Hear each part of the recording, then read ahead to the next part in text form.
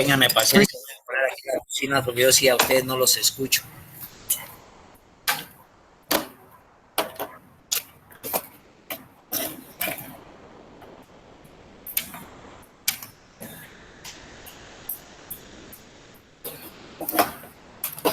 Bien, ¿se escucha hoy sí, compañeros?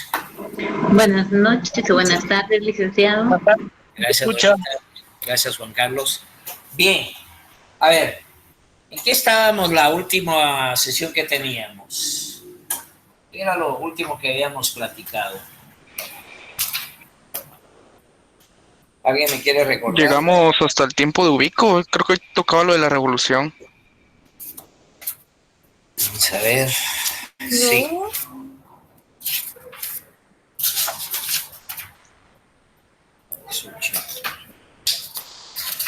Sí. Ok.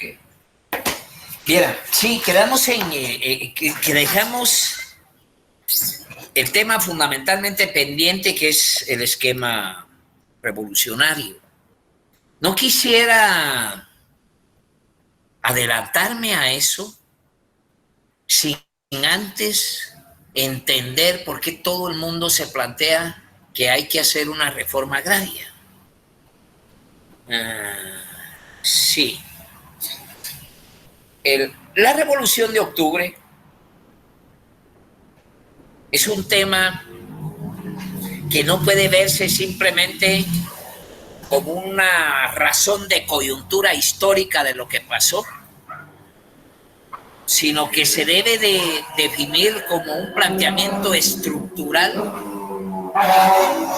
de la necesidad de un planteamiento, decía yo, estructural sobre la necesidad total del pueblo de Guatemala en sus múltiples sectores. Estoy hablando campesinos, estoy hablando amas de casa, estoy hablando obreros, estoy hablando de rancherías, estoy hablando de profesionales, maestros. Estructuralmente se venía definiendo a través de la historia y especialmente con la llegada, hoy sí vamos a hablar del doctor Juan José Arévalo Bermejo, con una razón de los estudios profundos que él, como una persona joven, profesional y con una definición de vida profunda en los temas sociales, trae precisamente escenarios ideológicos que en Europa eran efectivamente no la moda, sino el avance del pensamiento global, el avance del planeta como tal. Cuando me refiero al avance es porque precisamente ya no estábamos hablando de regímenes valorados en el feudalismo, estamos hablando de nuevas definiciones, estamos hablando de que era el estar entre las corrientes modernas de Europa. Y precisamente el social espiritualismo, valga el valor del social espiritualismo, que es la propuesta revolucionaria que plantea precisamente el doctor Juan José Arévalo Bermejo.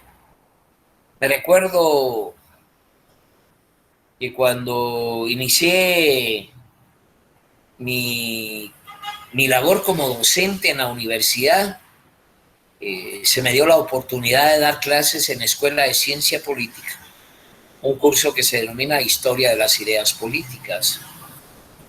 Y parte de mi escenario dentro de ese curso, no solamente definir lo que es el marxismo, el leninismo, el tener bien claro las distintas corrientes de Kelsen, tener las corrientes precisamente de las doctrinas precisamente de los economistas como Hayek, Von Mussing o Pat Buchanan, Pat Buchanan.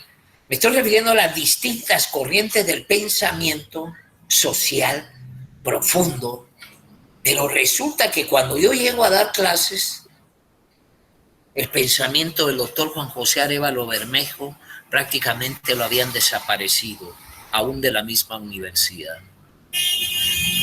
Y esto fue a lo largo de todo el proceso de la Guerra Fría. ¿Qué significa de una Guerra Fría? Que se estén peleando dos países sin que yo me meta ahí, pero estoy azuzando para que se golpeen. La Guerra Fría en nuestros países fue eso, era una guerra manejada por las potencias hegemónicas y se reventaban aquí inconvenientes como por ejemplo, todavía entender que cualquier pensamiento ideológico, cualquier definición ideológica sería prácticamente un absurdo. Mantenerlo en vigencia, en vigor. ¿Qué es lo que quiero decir con esto?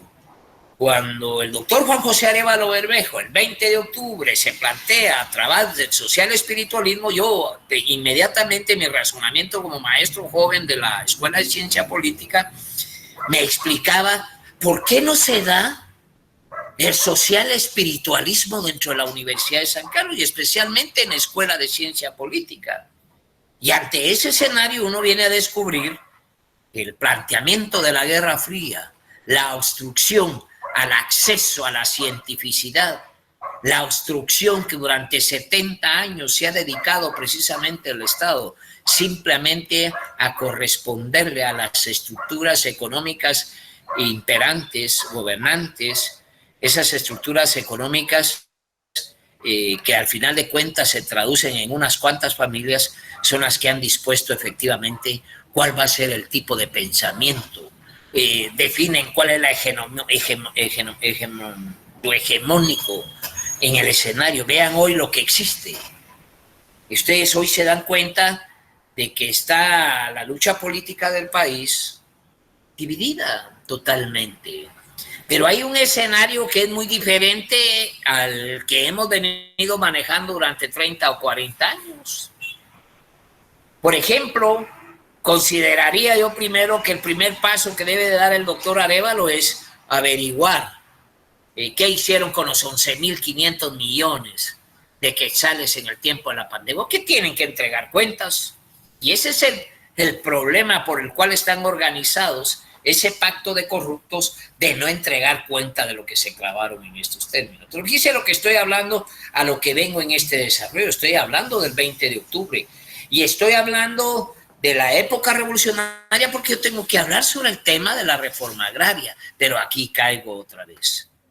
¿Qué sentido tiene hablar de la reforma agraria si no sabemos cómo está distribuida la tierra en el campo?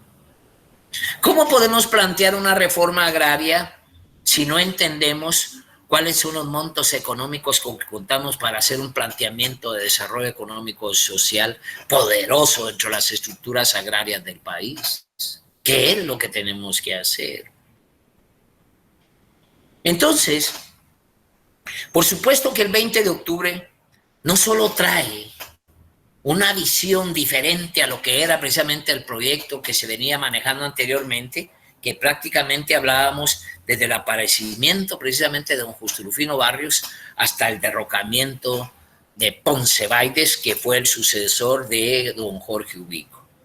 Dentro de esa etapa que estoy hablando del año de la Revolución Liberal o la Reforma Liberal hasta la Revolución del 44, ya estudiamos que hubieron definiciones legales como muy pocas en el mundo, pero totalmente majaderas, totalmente discriminatorias, totalmente esclavistas, legislación, como decíamos, la ley del colonato, la ley del jornalero, la ley de la vagancia, la ley de viabilidad. Esos conjuntos, esos conceptos legales no era ni más ni menos que garantizar casi con mano esclava, por definiciones legales, el generar cambios o el proponer cambios en la infraestructura del país, o lo que se hizo a través de la infraestructura del país como consecuencia de una esclavitud. Yo creo que les comenté que yo tuve la oportunidad de conocer personalmente a la esposa de Jacobo Arbenz, doña Marita Vilanova. Tuve el honor y el gusto y el placer de personalmente conocerla. Me firmó inclusive su libro. Y ella me decía que en su vida nunca le había quedado tan duro, tan grabado el tema, que cuando ella pasaba la frontera de El Salvador para Guatemala para venir a ver a su peor en nada, hice lo que más le generaba, pero un shock, era efectivamente el sometimiento a la esclavitud en la construcción de carretera de los indígenas. Era algo increíble. Pero no lo voy a dejar simplemente en el tema de lo que veo, sino la liberación que efectivamente dio el concepto del 20 de octubre.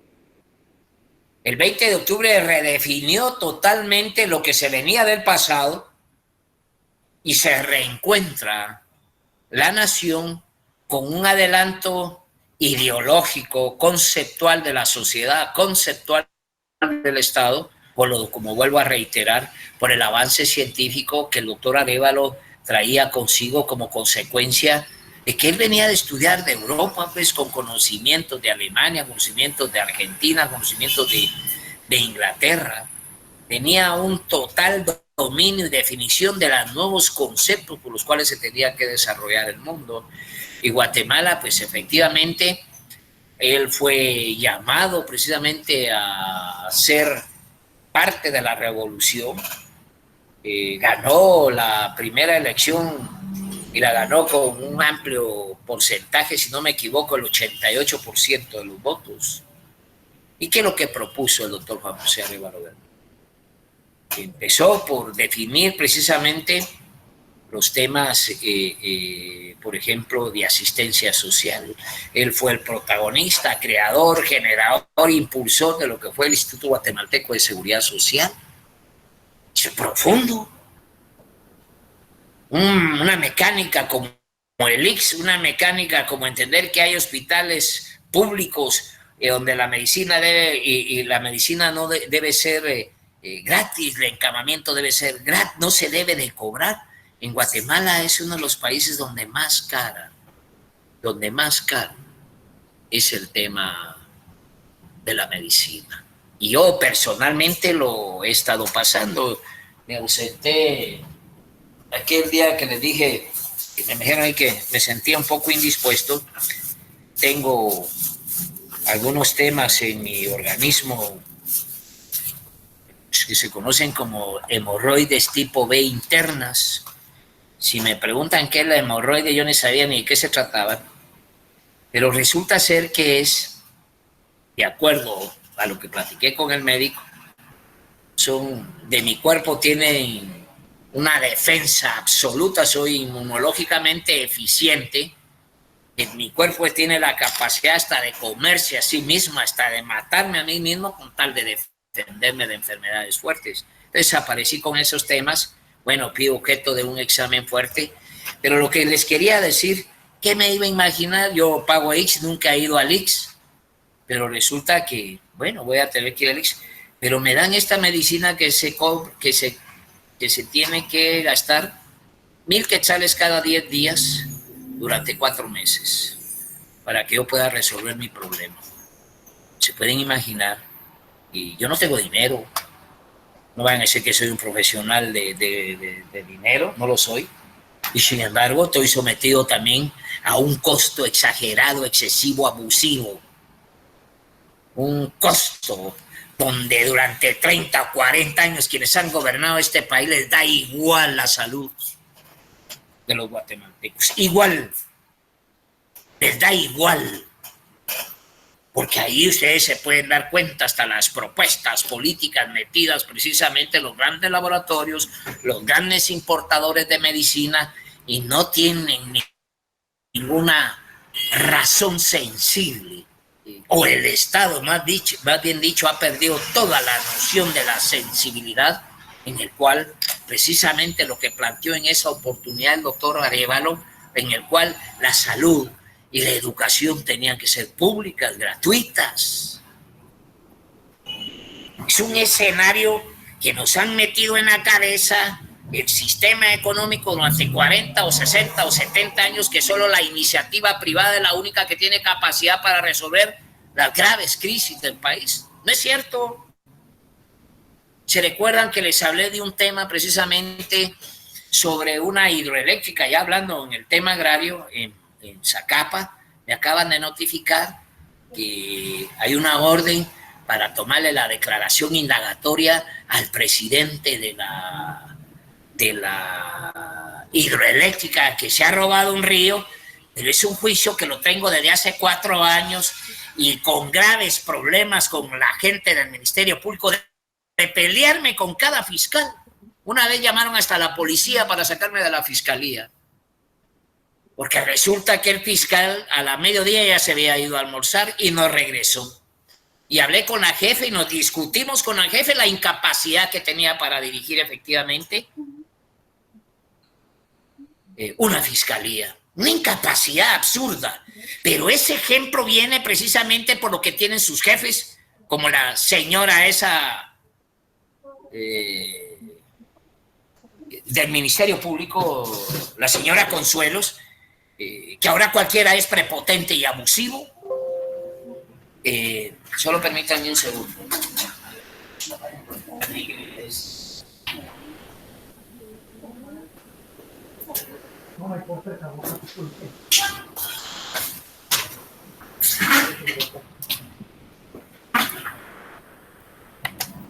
Bueno, ¿qué es lo que estoy planteando aquí en este momento? Primero yo voy a entrar al campo del planteamiento del decreto 900, la ley de reformas agrarias, pero el escenario profundo de los cambios de la sociedad en la Revolución de Octubre no solamente descansó en cuestión de salud, en cuestión de educación, también se transformó las vías terrestres, por ejemplo, la construcción de la carretera al Atlántico, la construcción del puerto Santo Tomás de Castilla, la construcción de la primera hidroeléctrica existencial en nuestro país, el tema precisamente hasta de la autonomía de la universidad, la autonomía universitaria. ¿Qué significa la autonomía universitaria, compañeros? ¿Qué significa? Eso tiene que ver con la Revolución de Octubre y tiene que ver precisamente con los temas agrarios. Porque lo que hace efectivamente que una cátedra tenga una cientificidad tiene que ver la autonomía. Para ustedes, ¿qué es la autonomía? Yo creo que ya lo habíamos hablado en alguna oportunidad.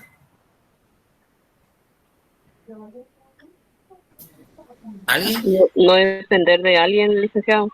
No es, perdón, Ari, no le entendí. Ari.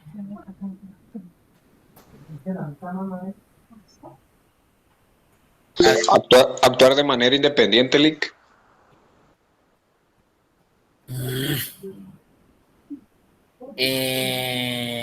Mira, Alejandro,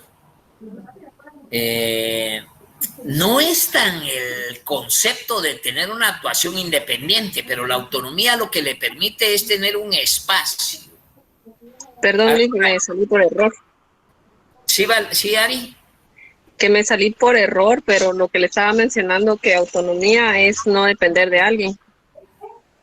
Ya, vamos a ver. Brian, ¿ibas a decir algo? Buenas noches, licenciado. ¿Me escucha? Sí, Brian.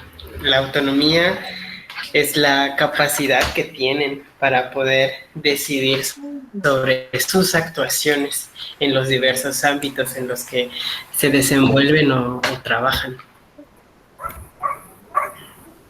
Fíjense, sí, hay escenarios más allá. Por ejemplo, yo hice mi tesis de graduación en la autonomía municipal en el desarrollo socioeconómico guatemalteco y las preguntas que me hicieron en el examen eran más sobre la autonomía universitaria. Pero hoy, por ejemplo, en el tema municipal, estoy demandando precisamente a una empresa hidroeléctrica por desviar ríos, y eso implica constitucionalmente que están obviando la jerarquía o la autonomía o la decisión y administración de los recursos municipales por parte de la Municipalidad de Río Hondo. Sí, con una compañía privada decidiendo por las razones propias,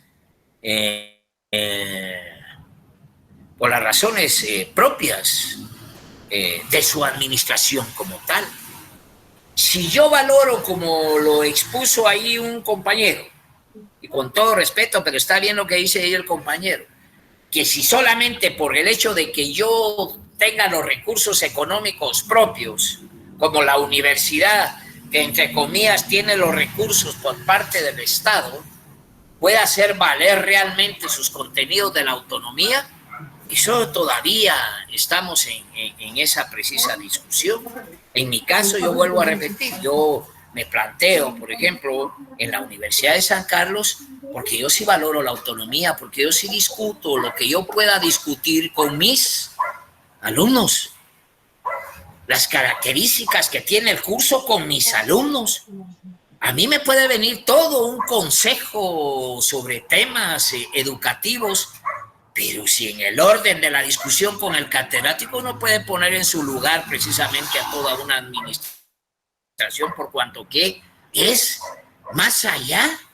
Habrán definiciones institucionales en el cual debe valorarse, por ejemplo, la educación, pero que esa forma de valorar la educación no necesariamente es científica, y es lo que se busca precisamente en la autonomía, la discusión con el alumno para concebir razones científicas para poder dar ejemplos. Pero bueno, quise llegar ahí a esa situación porque dije que yo no puedo, o más bien dicho, hablar sobre el tema agrario en la Revolución de Octubre. Todavía estamos muy lejos de poder comprender la situación agraria del país. Y lo voy a explicar hoy de la siguiente manera. Normalmente tengo un pizarrón, pero ¿saben qué me lo hicieron? Pero yo creo que aquí lo voy a manejar. ¿Qué significa lo que voy a hacer aquí? Es una cosa bien sencilla. Voy a hacer 4 círculos. Voy a hacer un círculo grande, 2 pequeños iguales y otro círculo grande igual. Miren, 4 círculos. Ahí dejémoslo ahí. No te preocupes, Mario. Ahí está la cosa. ¿Qué significan los círculos? Pónganle 1, 2, 3 y 4. ¿Cómo lo tienen ustedes? De izquierda a derecha, ¿verdad? O aquí sería... Sí. No, ¿cómo lo tienen ustedes? Bueno, 1, 2, 3 y 4. Al número 1, ustedes trácenle una línea arriba de que abarque más o menos un 25% del 30, pongan, del cuadro, un 30%. Y agarren el cuadro chiquito también, el otro que está en medio, y a esto yo se lo voy a trasladar posteriormente. Ahorita solo es para que ustedes tengan mental una forma en que lo quiero explicar. Le hacen también un 20%, una línea. Y al último también le hacen una de un 15% de línea. ¿Qué es lo que quiero desarrollar acá? Quiero desarrollar la estructura económica agraria guatemalteca. ¿Cómo si la estructura agraria guatemalteca? ¿Qué significa la estructura agraria guatemalteca? Significa que el agro hay que verlo sobre la definición de productividad. Y cuando nosotros hacemos el estudio mismo de la productividad del país agraria, nosotros vamos a hablar de unidades productoras. Y entre las unidades productoras que conocemos en el campo, sin discusión, vamos a encontrar unidades productoras capitalistas.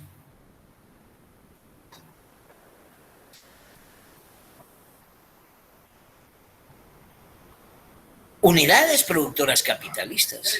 Y ese capitalismo que menciona La cuadro número 1 la vamos a dividir en dos partes. La primera, del cuadro pequeño, le vamos a llamar empresas agroburguesas, o vamos a ver el capitalismo o la burguesía propia, que la vamos a explicar.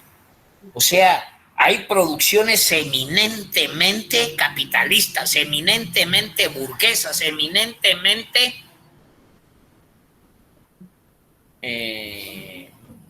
liberales, si lo quieren ver de esa manera, profundamente. Ahorita lo voy a explicar. Pero hay otra parte del capitalismo que se le conoce como capitalismo conservador. Este concepto, que es la parte del 70% de este primer escenario productivo. Compañeros, ¿me entienden? Pero yo dispuesto a explicar y a manchar otros cuadros si quieren, pero estoy dando la manera de ver cómo me logran captar este escenario que voy a trasladar todavía. ¿Se entiende un poquito, compañeros? No, si no se entiende, pues por supuesto que vuelvo a repetir. Pero mi pregunta... Buenas tardes, licenciado. Yo sí quisiera que lo volviera a repetir, disculpe. No hay pena, Cindy, para eso estoy. Para eso estoy. También, licenciado, gracias. Perdón. Porfis, no lo entendí. Bueno, voy otra vez con los cuadritos. Si me permiten, voy a ver si traigo el pizarrón mejor. Vos, Ángel.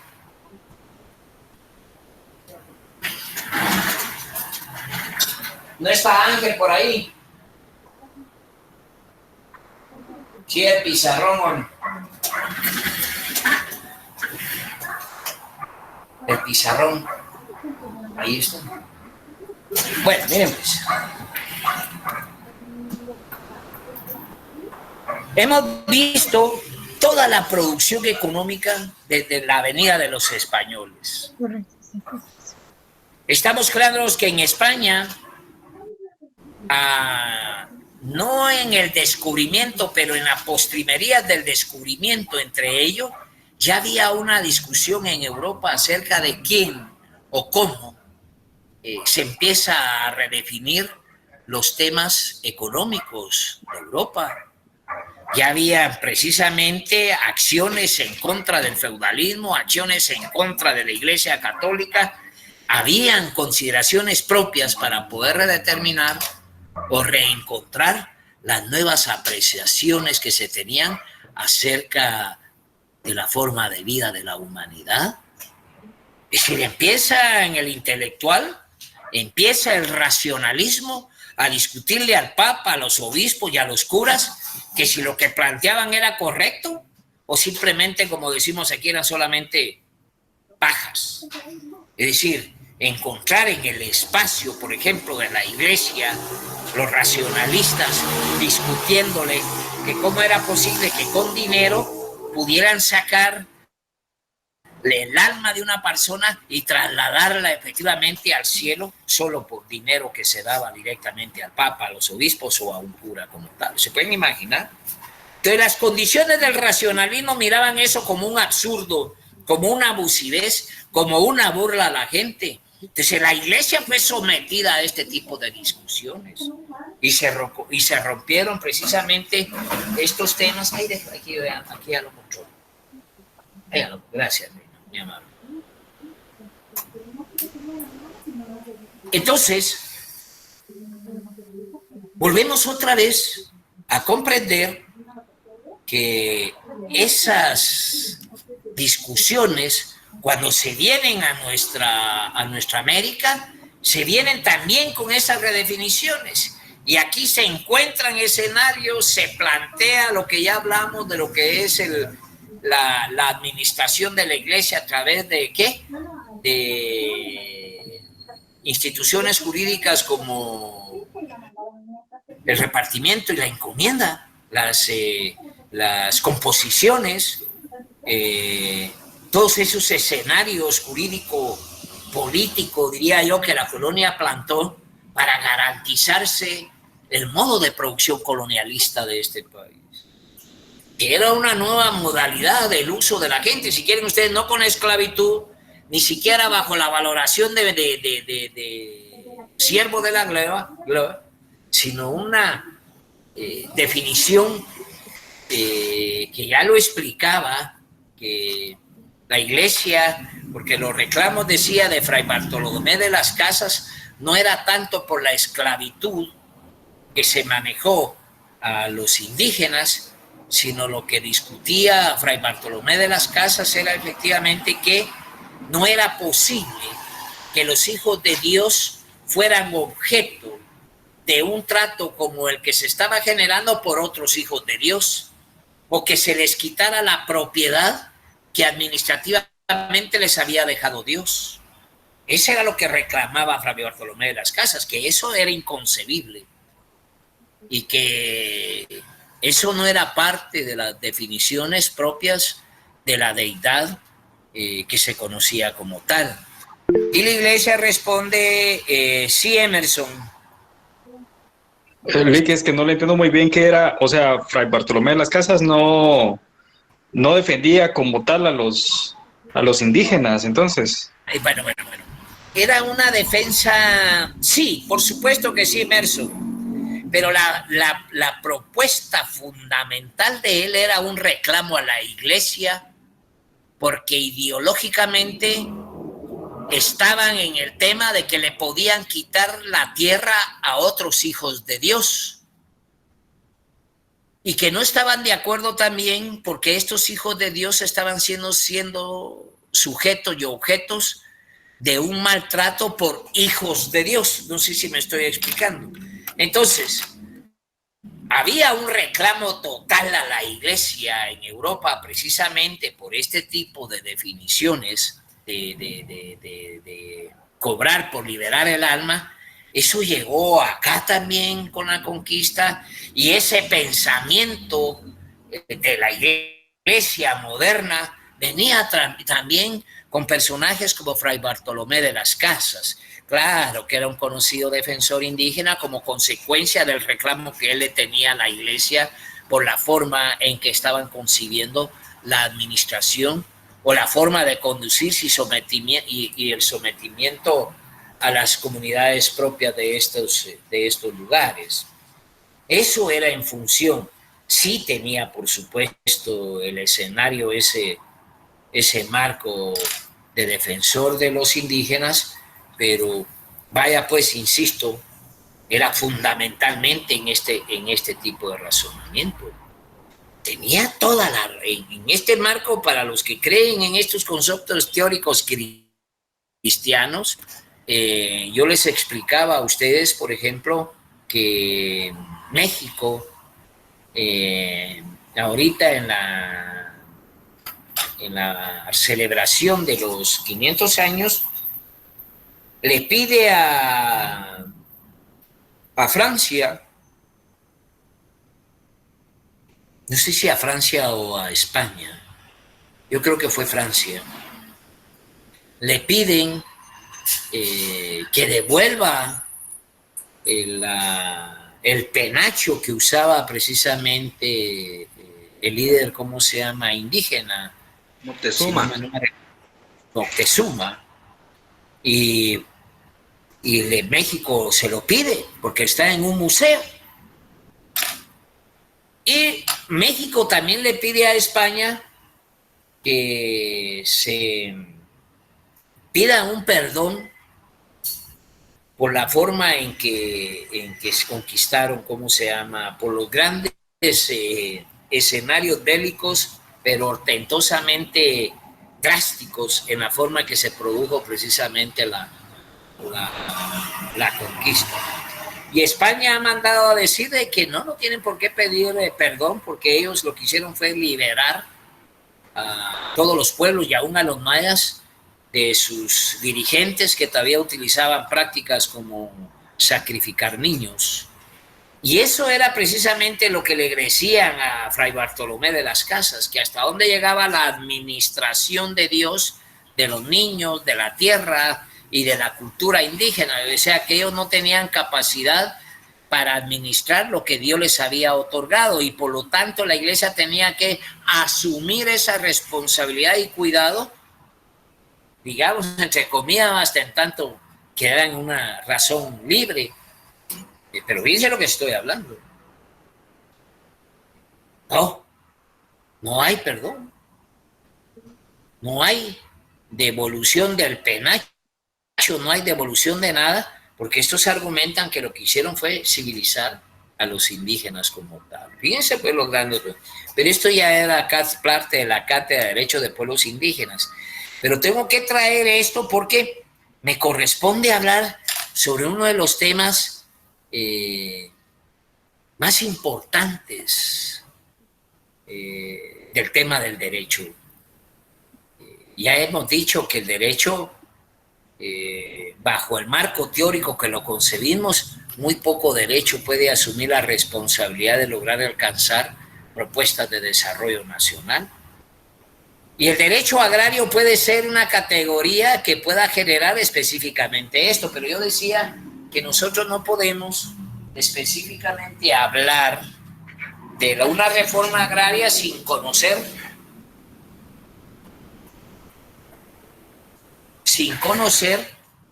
cuál es la estructura agraria del país.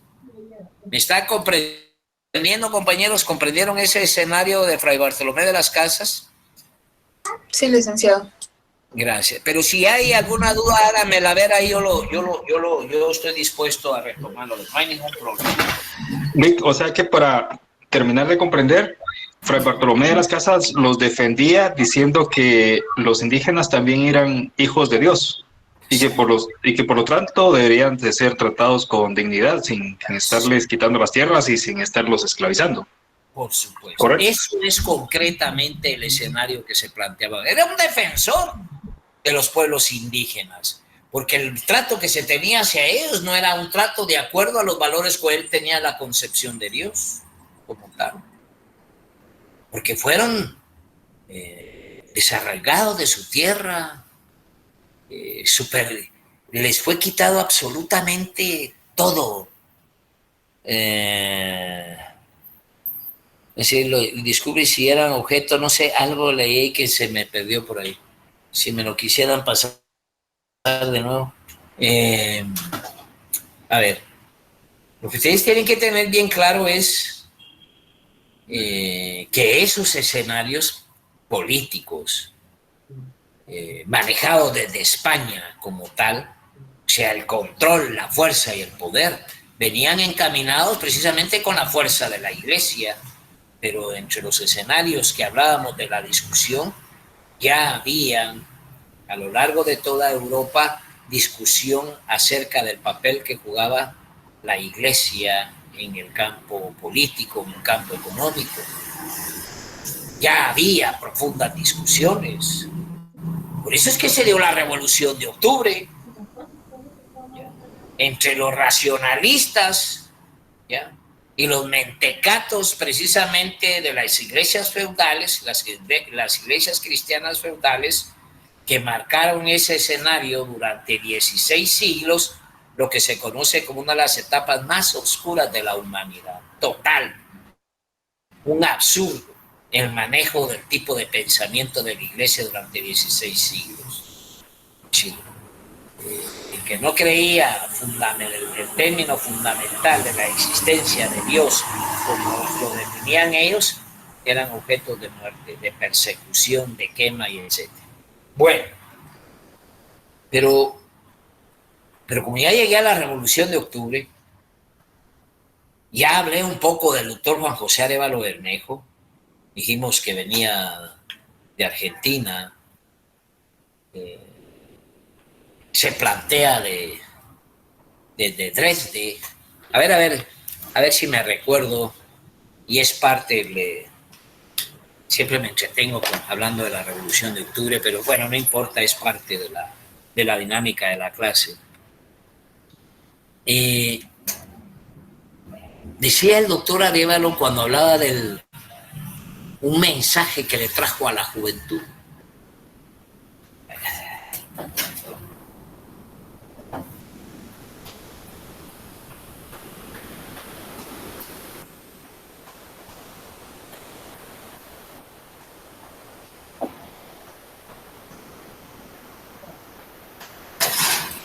Este libro son solo los discursos del doctor Juan José Arévalo Bermejo. Escritos políticos y discursos, doctor Juan José Arévalo Bermejo. Es enorme. No lo presto. Soy egoísta, ¿verdad? No lo presto ni aunque me lo pidan de rodillas. Decía el doctor Arévalo acerca de, en una que lo escribió, dice, desde Dresde para Argentina, en la época de la Segunda Guerra Mundial, hablando de un mensaje a la juventud y a la juventud. Y decía lo que es un travesti político, un transvertismo político, decía, para concebir cómo entendemos en la valoración y la participación del hombre como hombre. Y primero que decía, ¿cómo sabemos que uno es hombre? ¿Cómo saben ustedes que son hombres, compañeros? ¿No hay café? A ver, compañeros, ¿cómo saben ustedes que son hombres? Licenciado, en primer lugar, sería por la morfología de nuestro cuerpo. Es una de las razones. A ver, por el género. Luis Fernando, ¿cómo es eso que por el género que nos identifica? Por supuesto.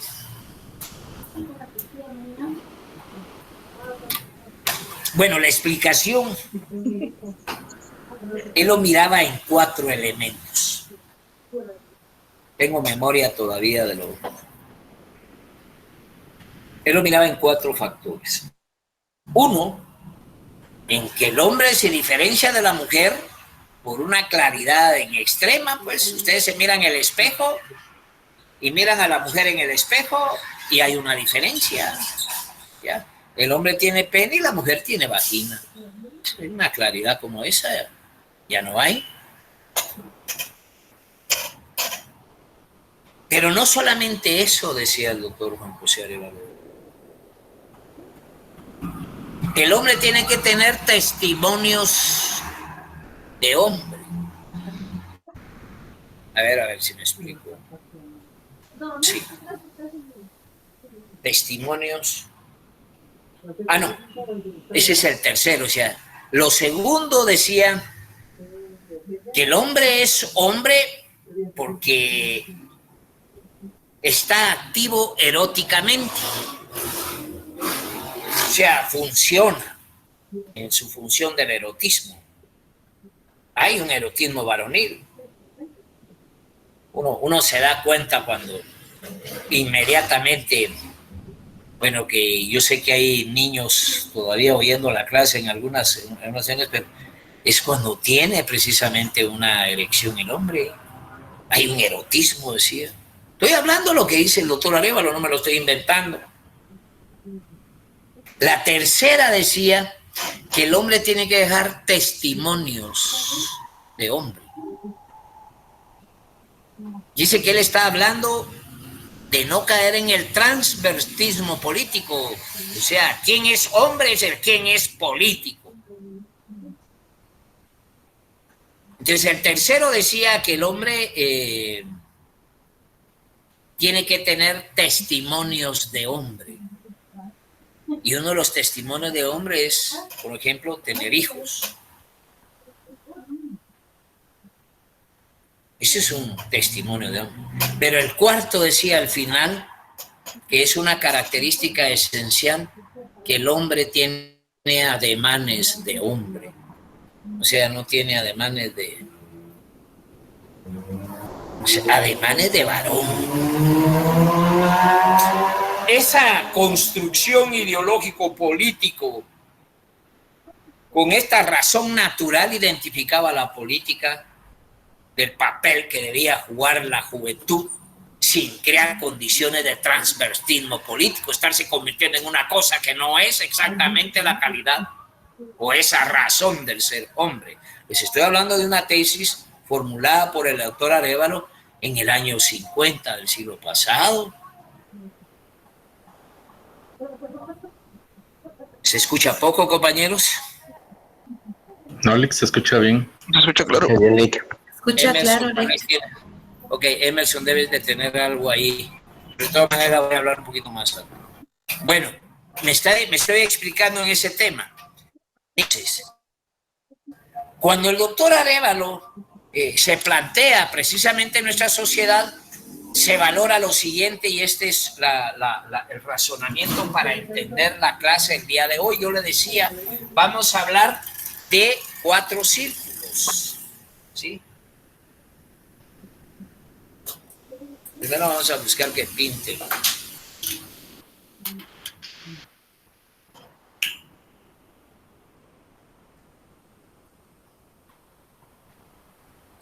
Y aquí van a ver otros pequeños del mismo tamaño y otro grande. Al final, o sea, 1, 2, 3, 4. 1, 2, 3, 4. Al primero le hacemos un sesgo de un 25% al círculo. Lo mismo acá, un 20, y aquí un 15. Ahora ya pudiera ser un 20, pero dejémoslo en un 15 y vamos a hablar lo que es vamos a hablar los diferentes actores, porque aquí lo que vamos a hablar son las clases sociales agrarias. Esta es la composición estructural del campo. ¿Y qué significa hablar de la composición estructural del campo? Hablar del hombre, de la fuerza de trabajo, hablar de los instrumentos de trabajo, hablar del objeto de trabajo, hablar de las relaciones sociales de producción en el campo. Entonces, el doctor Arévalo hablaba, este no es del doctor Arévalo, así encontró el campo el doctor Arévalo. Este diagrama es del profesor Alfonso Bauer Pais, también fue mi maestro, el doctor Alfonso Bauer Pais, que fue el presidente de la reforma agraria arevalista, fue presidente del Banco Agrario Agrarista en Guatemala y uno de los mejores diputados que ha tenido el país, el doctor Alfonso Bauer Pais. Entonces, este planteamiento lo hace el doctor Alfonso y habla que el campo lo que tiene son unidades productoras.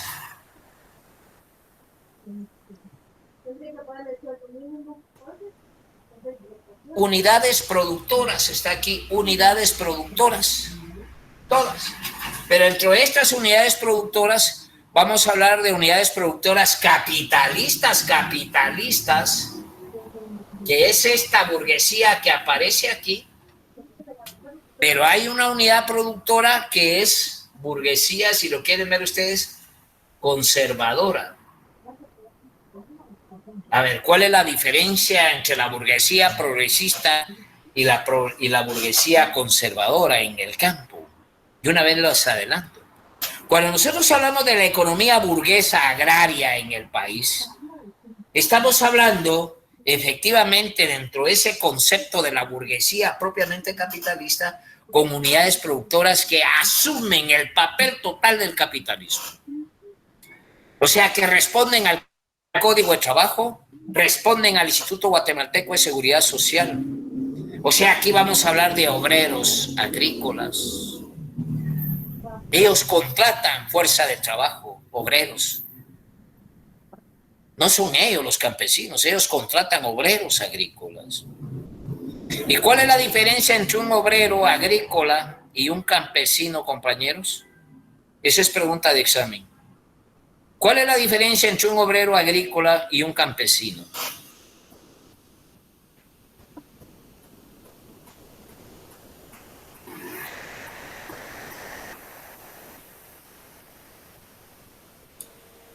El obrero vende su fuerza de trabajo a un burgués y el campesino labra sus tierras y para su consumo, y lo poco que le quede es lo que vende. Hay campesinos ricos también. Vamos a hablar de eso, pero lo que dice el compañero está en un razonamiento altamente correcto. Si el obrero agrícola no tiene tierra. ¿Qué es lo que hacemos nosotros para poder vivir, compañeros? ¿Vender qué? La fuerza de trabajo. Fuerza de trabajo. Comer. La burguesía agraria tiene fuerza de trabajo y vende, compra a los obreros agrícolas.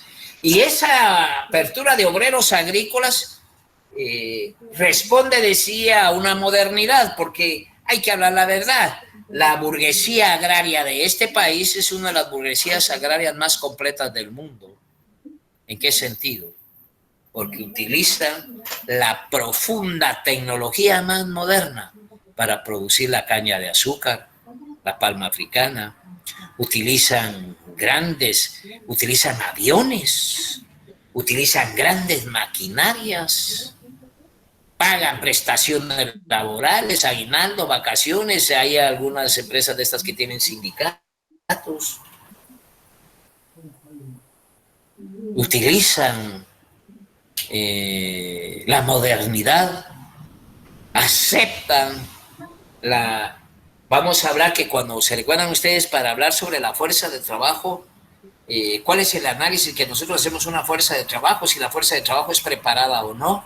En este caso, la fuerza de trabajo de este sistema burgués capitalista agrario, vamos a hablar que ahí hay ingenieros, ahí hay agrónomos, y los empleados, los obreros, pues saben leer y escribir, van a la escuela, algunos van a la universidad. O sea, esa fortaleza agraria que vamos a ver más adelante cuál es lo que ocupa materialmente en los 108,000 kilómetros cuadrados que tiene todo el territorio nacional, juegan un papel en ese sentido. Pero yo ya expliqué ese tipo de burguesía agraria y las relaciones que se manejan precisamente con los empleados. Pero también está la burguesía conservadora. Y esa burguesía conservadora es aquella la que denigra totalmente al pueblo de Guatemala, porque todavía está en las producciones feudales de producción. Aquí ustedes van a encontrar cafeterías, es decir, fincas de 100, 200, 300, 400, 10, 5. Yo no sé si todavía podrá encontrar fincas de más de 400 caballerías, pero estas todas son fincas. Y aquí lo que se produce fundamentalmente es el producto que se va al extranjero. Tanto las unidades productoras capitalistas burguesas modernas como la conservadora, lo que producen acá es pregunta de examen. Lo que producen acá es para sostener la economía internacional. El azúcar, el café y todo lo que se produce aquí es para venderla en el extranjero. Y pudiéramos jurar, no es que lo pudiéramos jurar, ya este tipo de economías instauradas en nuestro país son fundamentalmente empresas accionadas y cuya capital fundamentalmente se debate en temas de discusión en Wall Street. Son economías totalmente metidas en ese escenario. Pero en el caso de las conservadoras, aquí la mano de obra que utiliza no sabe escribir, no sabe leer, no tienen derecho a las escuelas, no tienen derecho a más educación, no tienen tienden a una cultura profunda y limpia y versátil, sensible. Estamos hablando que la mano de obra utilizada precisamente en esta estructura agraria, productora agraria, en el caso específico, la fuerza de trabajo no está capacitada. Todavía utiliza la coa o las manos. No hay un escenario de la identidad como sistema capitalista. ¿Por qué? Porque cuando nosotros nos vamos a la unidad productora capitalista, eminentemente los trabajadores ahí trabajan los 12 meses del año. reciben vacaciones, aguinaldo, reciben el bono 14, o sea, todos los beneficios precisamente de ello. Pero cuando vamos a la burguesía conservadora, ahí no se trabaja todo el año. El trabajo se hace para la cosecha o para la siembra, pero no hay pagos mensuales durante todo el año. Por eso es que se conoce como una economía semicapitalista. Ahora no sé si me entienden por qué decimos que somos subdesarrollados o semidesarrollados o semicapitalistas, compañeros, porque me imagino que lo han escuchado, ¿cierto? Así es, Lick. Ajá. Sí, Mariano. Buenas tardes, licenciado. Sí, de hecho, hemos visto en algunos libros que también la economía guatemalteca no es desarrollada porque la mayoría de estos empresarios son consorcios familiares que fueron beneficiados desde los ejércitos de facto, desde los gobiernos de facto, perdón, y de todos esos gobiernos que favorecieron a las empresas con los acuerdos con las élites políticas. Entonces, todos estos se fueron beneficiando con el robo de tierras, etcétera, y parte de todas las ganancias que tienen en el mercado en el que ejercen su poder son solo para ellos. Entonces, un 95% de todas las ganancias que deberían ser para todas las empresas en un ambiente de libre competencia se quedan prácticamente en ciertos consorcios familiares que van incrementando su riqueza, metiendo esa ganancia al extranjero o invirtiéndola en mercados en los que no tienen competencia, casi que en los que no tienen rivales para seguir cooptando más mercado. Entonces, el hecho de que esta forma de negocio, de esta forma de poder esté en el país, es lo que va generando prácticamente que el Estado esté debilitado, dándole paso a la idea liberalista de que el Estado no sirve, por el mismo hecho de que están debilitando el propio Estado con la cooptación del poder y los tratos con las élites políticas. Por eso es que nuestra economía y prácticamente el Estado de Guatemala no es desarrollado y no tiene cómo salir adelante, y no vemos una salida porque tampoco hay gobiernos que se interesen en estructurar una política agraria, porque prácticamente seguimos siendo un país netamente agrícola, que no desarrolla su propia industria. Entonces, el hecho de que no haya regulación para la competencia y una política agraria que sí sea servible para la población, nos sigue manteniendo en una economía prácticamente encerrada y en el subdesarrollo en el cual seguimos. Sí, gracias por tu intervención, José Mariano. Yo creo que es importante lo que dice el compañero. Miren, todo deviene porque nosotros hemos escuchado que somos países en vías de desarrollo. ¿Cuándo diablos vamos a superar el desarrollo si todavía manejamos en la estructura agraria resabios de la época feudal? ¿Por qué creen ustedes que son las luchas campesinas? ¿Por qué creen ustedes que son las luchas obreras? Porque aquí ya estamos hablando de empleados, no burgueses, estoy hablando de obreros rurales, obreros agrícolas, que tienen todas las calidades, prestaciones y características del sistema capitalista. Trabajadores agrícolas,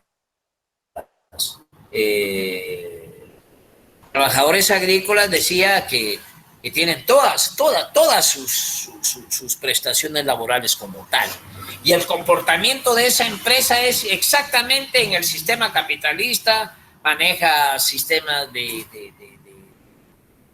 o sea, están imbuidas dentro de todo el sistema legal, pagan X, pagan, entre comillas, que paguen impuestos, por supuesto, ese es otro tema que es sujeto de una discusión.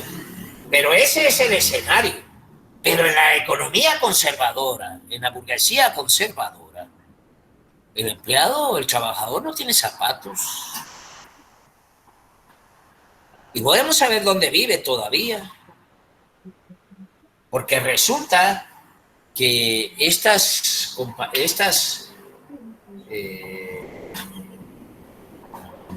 fincas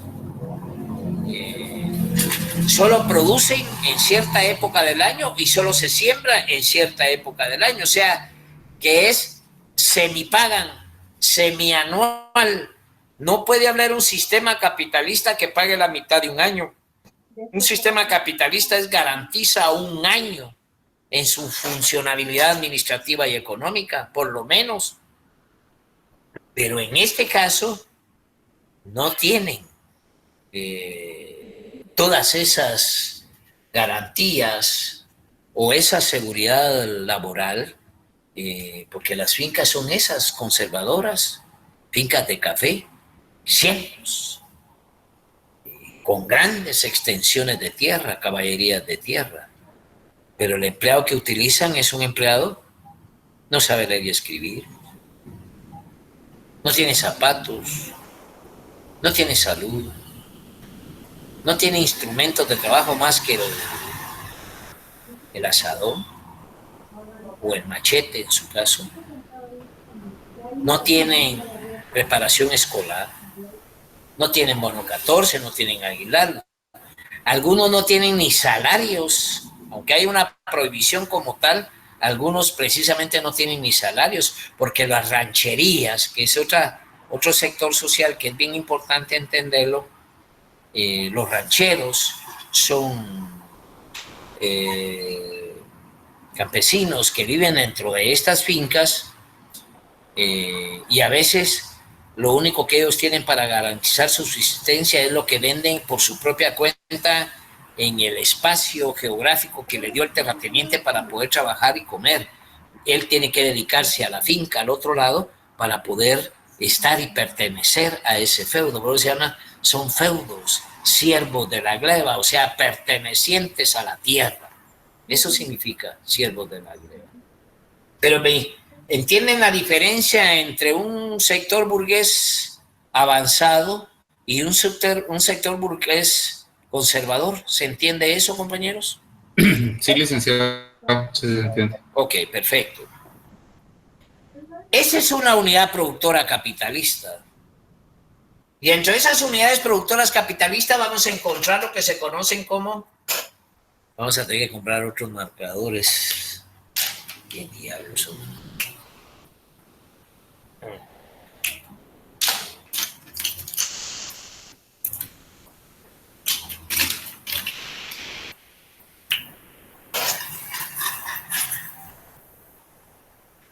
De esto vamos a encontrar lo que se conocen como campesinos ricos y campesinos medios. Por eso es que lo partimos un poco, ¿eh? Campesinos ricos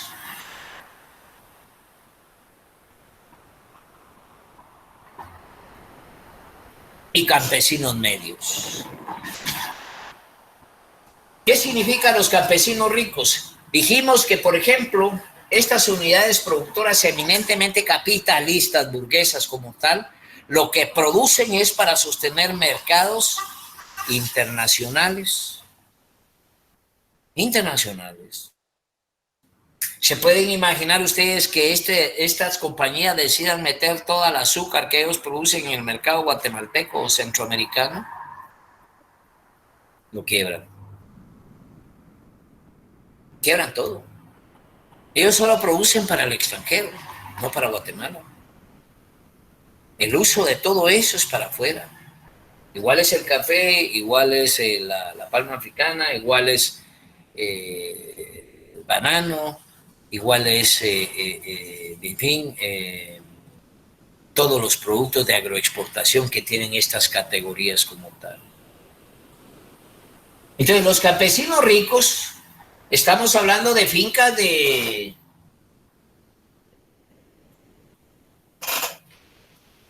10 caballerías, por decir algo. Esos también tienen tractores, e igual que los burgueses, las unidades productoras burguesas totalmente, que cuando hablo que es una de las economías más importantes del mundo, es porque aquí todavía hay cañones. Si nosotros decimos, miren cómo produce Europa, cómo produce Israel, y si no hay necesidad de ir a Israel, basta con estar metidos en esas fincas que disparan agua, cañones que disparan hasta 4 kilómetros de agua, 3 kilómetros de agua. O sea, tienen una capacidad irrigatoria, pero muy pocos. Y esa parte de la costa sur es, independientemente del Valle de Jericó, uno de los más importantes de la galaxia. No hay otro. De la galaxia, la costa sur guatemalteca. No hay otra.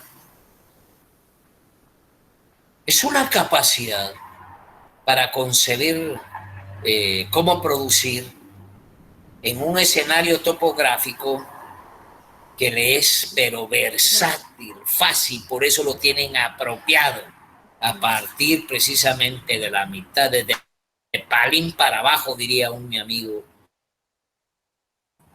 Venía un amigo y venía sentado con un señor en un bus y de repente me dijo, qué bonito es Guatemala, porque introduciéndonos en camioneta de Tecumba, qué bonito es Guatemala, la he venido viendo, me dijo. Todo es verde, me dijo. Verde del lado derecho, me dijo, y verde del lado izquierdo. Mire qué producción, ¿no? Qué bárbaro, qué verde todo. Sí, le dije. Y usted puede llegar en esta carretera hasta El Salvador, que va a haber verde de este lado y verde del otro lado. Y sube, le dije, hasta la frontera del Petén, y va a encontrar de lado a lado verde, le dije. Y de ahí, le dije, desde Belice, desde Barrios, de nuevo a México, le dije, igual, de lado a lado, producción de caña de azúcar, palma africana, verde, verde, verde, todo, le dije. Pero todo eso le pertenece a un solo dueño. Y se fue de espalda. Entonces son poquitos dueños. No hay mayores dueños. Y aquí lo vamos a ver. Esto se produce para llevarle la comida, para producir, para sostener mercados internacionales. Los campesinos ricos, que también tienen tractores, tienen fumigadoras, qué sé yo, también tienen un espacio vital para trabajar y que, al igual que los burgueses, también tienen empleados que llenan todos los requisitos para considerar que esa forma de producir llena los requisitos de una propuesta capitalista como tal. Pero estos se encargan de sostener los mercados regionales, posiblemente vendan el café a Centroamérica o a El Salvador, o sea, manejan mercados regionales, los campesinos ricos. Pero también hay campesinos medios, y estos campesinos medios son los que sostienen la economía nacional. O sea, los que se encargan de vender café Quetzal, diría mi amigo, o Miramar, no sé, o café Tinto, ¿qué? O café León. O sea, que su mercado es nacional. Ya cubren perfectamente los mercados nacionales. Estoy hablando de los campesinos medios. ¿Tienen empleados? Sí. ¿Les pagan las prestaciones laborales? Yo diría que sí. O sea, funciona en función de esos. ¿Ya? Entonces, estas economías también son unidades productoras capitalistas y se crean, qué desgracia con los distintos, por gusto tengo tantos, ¿cómo se llama?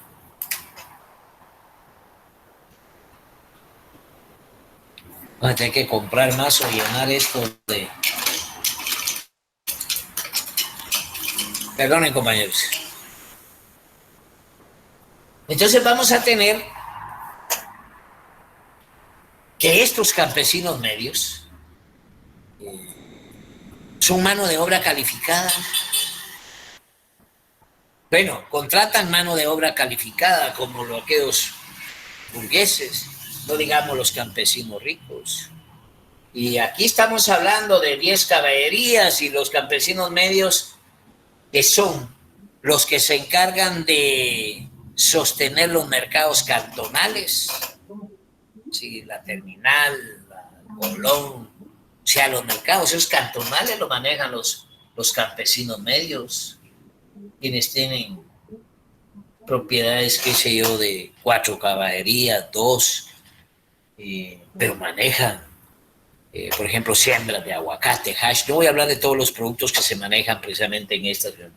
Estamos hablando de la producción profunda de casi todas las hortalizas fuertes que tenemos, ¿ya? Los campesinos medios. Entonces, ¿están entendiendo hasta acá, compañeros, desde la oportunidad que tenemos de conocer a los burgueses hasta ir manejando el escenario de lo que son los campesinos ricos que sostienen la economía, dije, regional, los mercados medios, perdón, los campesinos medios que sostienen los mercados cantonales? Y en este tercer círculo, ustedes van a encontrar lo que se conoce como los obreros agrícolas.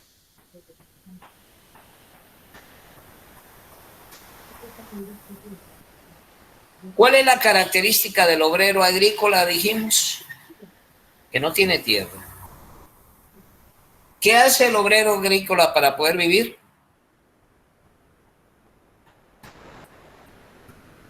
Vende su fuerza de trabajo. Vende su fuerza de trabajo. Y en este caso, la vende la fuerza de trabajo, aunque sea parcialmente, pero este obrero rural tiene que tener los 12 meses del año trabajando. Trabaja los 12 meses, ya sea porque trabaje aquí 6 meses, ya sea porque aquí trabaje 6 meses o porque aquí de una vez trabaje todo el día.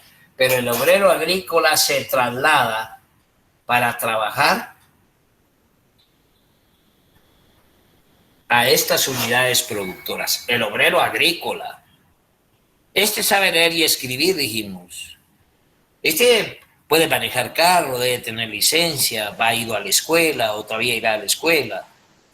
El obrero agrícola como tal. Pero ahí nos vamos al cuarto. Y aquí, hagan de cuenta ustedes, cuando le sale sarampión a uno, ¿qué es lo que le sale en la cara? Ronchas. Hagan de cuenta este número 4 como que tuviera sarampión en serio.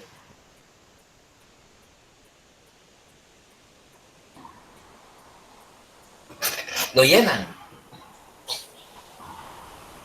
A estos son unidades productoras económicas depauperadas. Aquí estamos hablando de unidades productoras mercantiles y aquí depauperadas. Vamos a encontrar acá todos estos puntos son familias, millones, y estos se trasladan igual fundamentalmente para trabajar en las economías conservadoras. Por supuesto es que estos tienen su economía pequeña acá, lo que se conoce como, ¿cómo se conocen las economías campesinas pequeñas, compañeros? Aquí hablamos de latifundios. ¿Qué serían acá? Minifundio. Minifundios. Que son miles de unidades minifundistas. Aquí no hay agua, no hay luz, no hay escuela, no hay absolutamente nada, solo pobreza. Y esta economía es la que se encarga de venderles a ustedes el chiltepe ahí en la banqueta de la carnicería o en los barrios populares, que es lo poco o mucho que puedan sacar. Esa es esta definición estructural, porque esto es, en términos concretos, es la estructura agraria de Guatemala. Así está manejada la estructura agraria de Guatemala. Y esta parte que se le conoce como una economía depauperada es un desclasamiento social, que en lugar de que se vayan corriendo las unidades productoras para ser burguesas, todo viene para caer en la depauperación. que significa que ya ni somos clase social, estamos, no quiero meter ahí, pero estamos hablando de los ladrones, de las prostitutas, estamos hablando de la descomposición como personas que ya ni responden precisamente a un interés de clase. Y esto abunda precisamente en estos temas. Estas son las clases sociales